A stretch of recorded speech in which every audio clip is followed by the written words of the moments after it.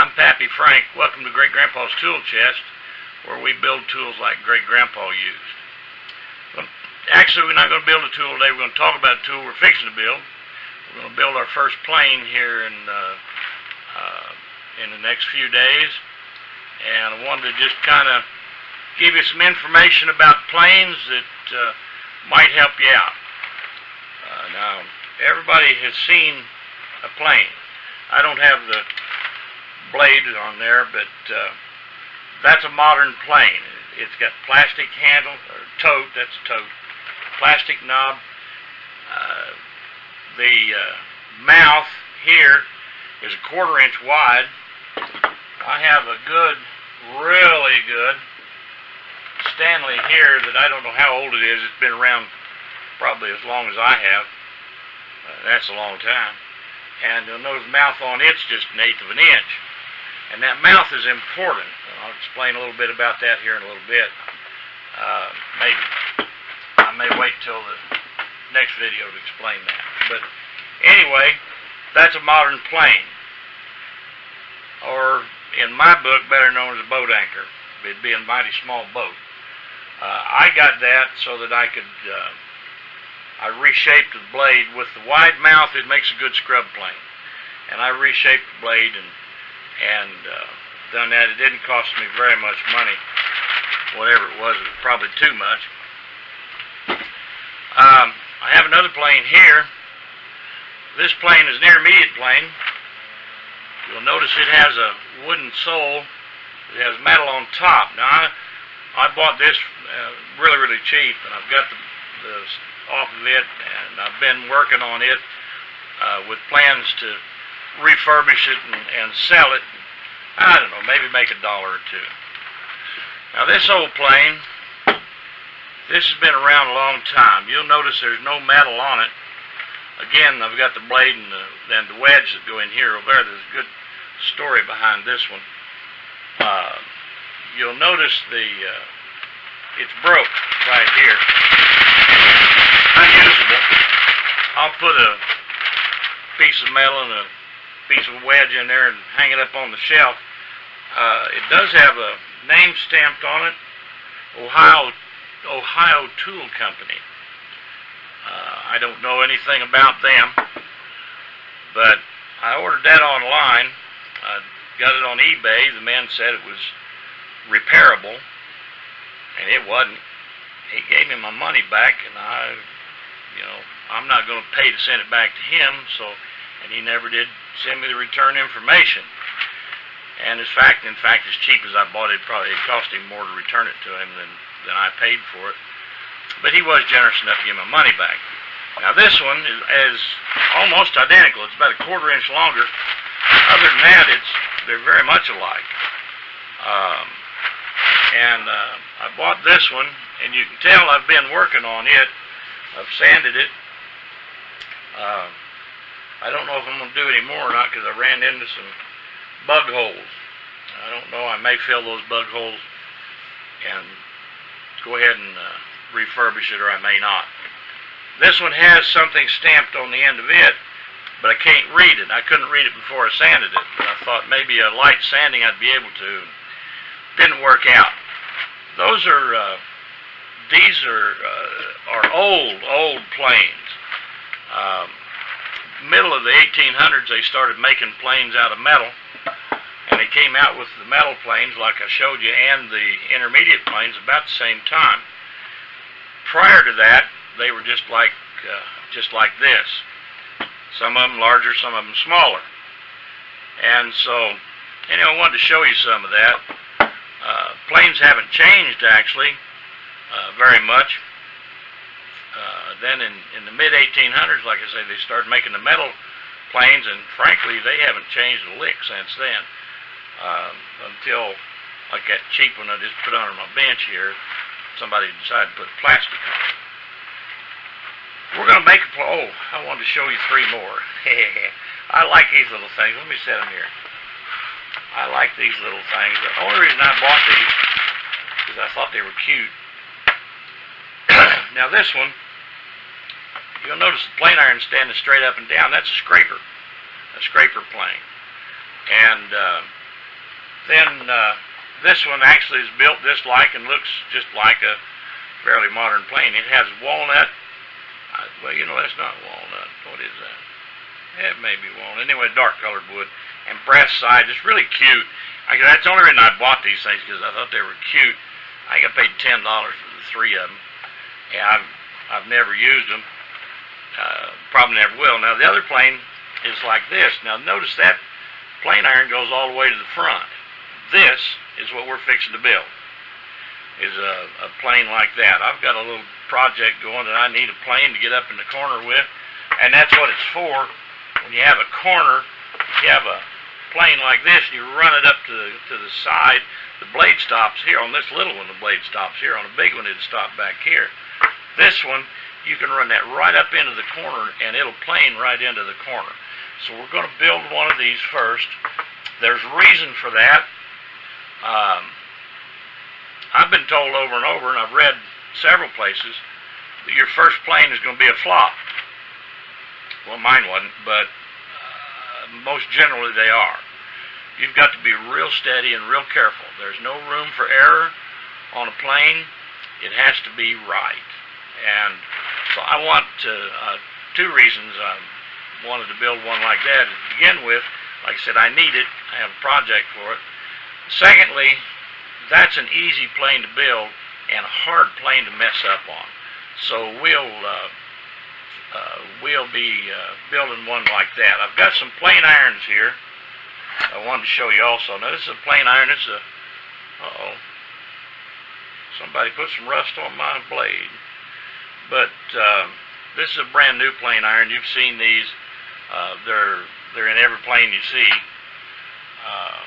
This little plane iron and is off the spoke shave. I bought a cheap, made in Japan or China or someplace spoke shave, and it wasn't any good, but the blade's good. The next 2 blades I want to show you. This is a blank. It actually hasn't been sharpened yet. I made that one. Okay, I made that out of a power hacksaw blade. Now this plane iron I wanted to show you, I made that one.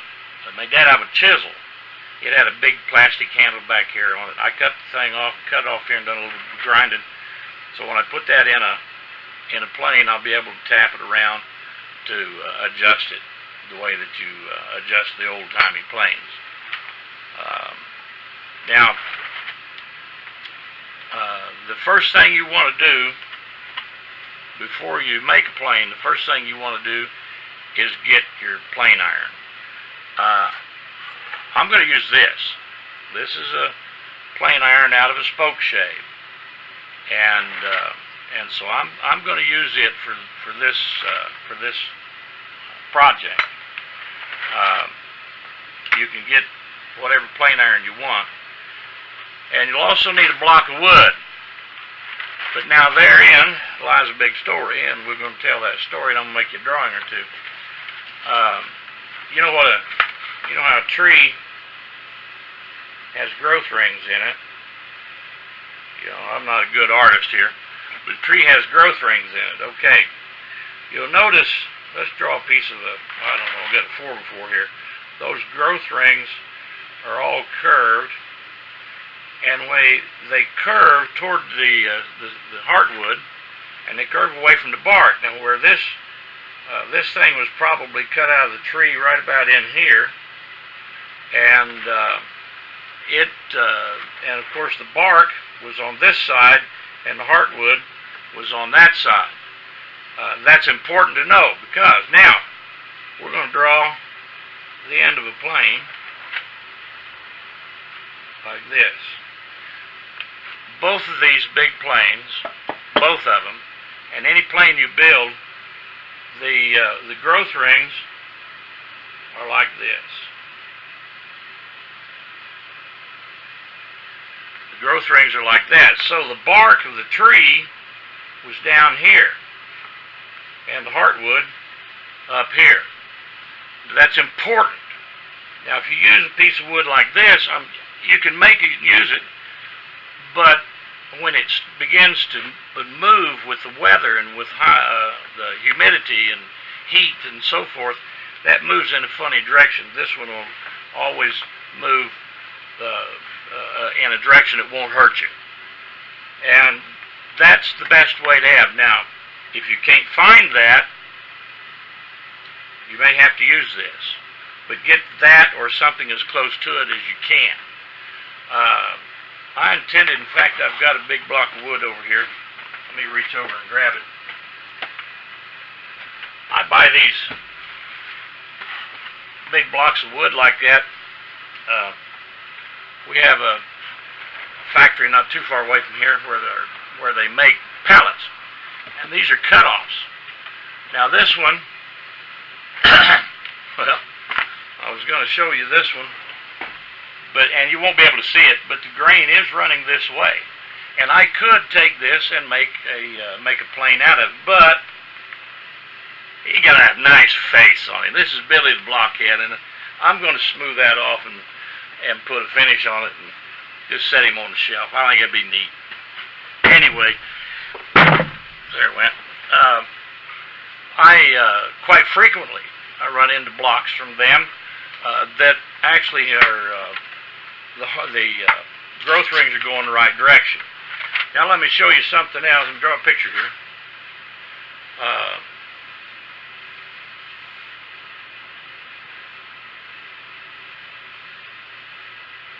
That's all right. Let's just assume that I went and bought a block and it's like this. Now I can take that block and turn it this way and cut it off square like this, and I can make a plane out of that. And I've been known to do that. So, you know, use your head when you go looking for a piece of wood, and see if you can't come out with the right piece of wood. It's going to be a few days before we get this video going. I have another one that I'm going to do between now and then. But you'll need a block of wood. Now, I'm going to suggest, let me get a measuring stick here. Now let me get this plane up here. The blade that goes in here is just 1/8 of an inch shorter than the distance from here to here. So, and then there's a 3/16 of an inch side on that. There are, by the way, well, I'll come back to that in a minute. Now this blade I'm using here is 2 3/16 wide. So I'm going to want the opening, or where the blade opening, and actually there's not an opening on the end of that, but if I were putting it in a conventional plane, I would want that opening just 1/8 inch bigger, which is 2 5/16. And then we would have to add, I would say, 1/4 inch, or maybe even 3/8 more to the sides. So you're looking at needing something, just for this, you're looking to need something close to 3 inches wide. There are 3 ways to build a plane. Now this plane was made in the oldest and best way. It was a block of wood. Somebody went down, they found a block of wood, they planed it square, and then they started taking this out, and they just listen to me, they used their chisels and drill bits. You can drill some of that out, but then they got their chisel and got in there to making the hole for this plane. Then they got a blade for it, and probably had a blade to start with, and then made a wedge for it, and there you go. Put a toad on it. This one didn't have a front handle, a knob. The other one I showed you did. Now that's the first way to make a plane, and actually the best way. There's another way, and a lot of people are doing it today. Well, let me pick this plane up again. This piece and this piece, if you take the sides off of it, we're talking about having 4 pieces here. You have your back piece that has this slant on it, you have your front piece that has this angle on it, and then you have your 2 side pieces, and that's exactly what people are doing. They're taking wood and they're cutting a 45-degree angle here, And I don't know, I don't recall what that one is. It's just 20 degrees probably off of vertical. Then they carefully put the mouth in and add blade to it. And when they get those pieces ready, they put them up and they glue it together, glue the sides on. And there's a lot of that going on, and it works. It works really well. Eventually, I mean, if you're a young man, by the time you get my age, you're going to have to replace it before you get to my age, because it's going to come apart from the glue and the use. Then the third way is that they take a block of wood and they rip that thing right in half. They work on this half, they work on this half, and then they glue it back together.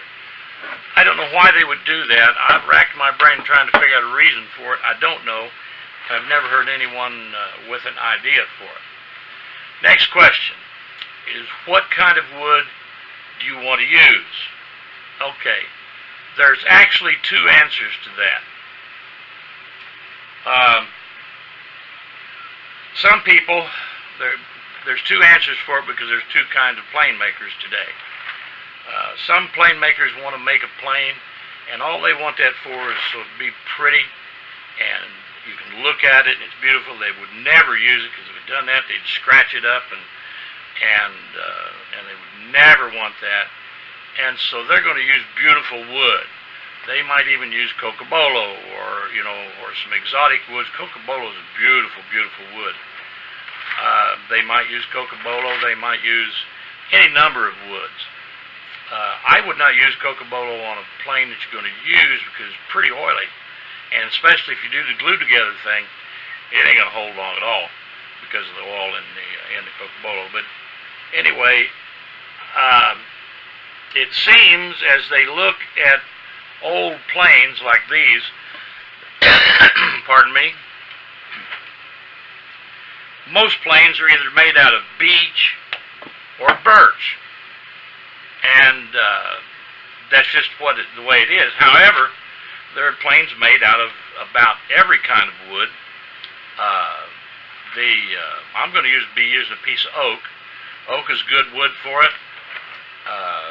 There are a number of woods. There are some hardwoods like California redwood. I wouldn't use that on it. It's softer than pine. Yellow pine, which is relatively soft wood, the California redwood's softer. So I would use something. Hickory works. Elm would work, although it might be hard to work, but it would make a good sole, a good body. So I'm going to use a piece of oak. Like I mentioned, I don't know. I haven't even, to be honest about it, I don't know if it's red oak, white oak, or black oak, or what it is, but it is oak. I've had it hanging around here for quite a while, just for a plane, and that's what I'll be using. So it depends. Like I said, it depends on what you want to do. If you're making a jack plane or maybe a big plane like that, and you want to use the glue up method, if you want to use two different kinds of wood, that'd be great. As a matter of fact, I have a couple in the back that I made. I don't know if you're familiar with hedge wood or not. Around here, I call it hedge. I grew up calling it hedge. I call it hedge. It makes hedge apples, the big green hedge apples. Sometimes it's called Bodark, and in some places it's called Osage orange. I grew up calling it hedge, and that's what I'll always call it. I used hedge for the inside, and then I laminated walnut on the outside. Now, walnut does not make a good plane, because it's a little bit too soft also. But that hedge is real hard, and so with the walnut sides on it, they're just pretty thin, and by the way, the whole plane's only about that wide. I used a blade very similar to this on it, which is just under an inch wide. Anyway, hedge would make a good one if you want to spend the time trying to work it, and if you're going to use the glue up method. You wouldn't want to use hedge for something like this. It's awfully hard to work. Another thing I forgot to mention about the grain on the side. Let me me draw you another picture. The side of your plane, you want that grain running just perfect. Would be running out about like so. You wouldn't want to be able to see but about 3, maybe 4 places here where the grain runs out on the bottom of the plane. If it's running uphill, turn it over. Pretty much anything pretty much straight. You don't want it running. I'll draw another one. You don't want it running this way. So as close to this way as you can get. Actually, as close to straight across as you can get is best. If it's going to run downhill, you want to run it from the front. This would be the front of the plane. You want to run it from the front to the tail, and downhill that way. I don't want you to get messed up there. Where was I at? Okay. The kind of wood. If you're going to make a plane similar to this and use the glue up method, like I said, it wouldn't hurt to have 2 different opposing colors of wood. That'd be fine. Me personally, I do things like that. Like I say, the planes I've got in the back there that I was just talking about are laminated. But when I make a tool, I want to use it, and so I want a good, solid piece of wood. So I'm going to use oak. Now, I can't think of anything else right now that we need to cover. We've talked about several things,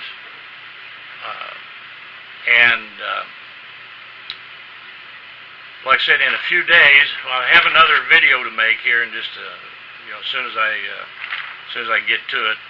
I've already attempted that video 3 times and haven't gotten it on ready yet, so I'm going to start all over. So anyway, when we get around to that, I'll give you some time to look for a piece of wood if you want to, or if not, if you want to wait till after you see the video, then at least you'll have the information and know what you need. I hope this has helped you, and that's my whole desire, is to help you and help you make tools that you can use. And so, with that said, I'll say goodbye for now. I hope your day gets better from here. God bless.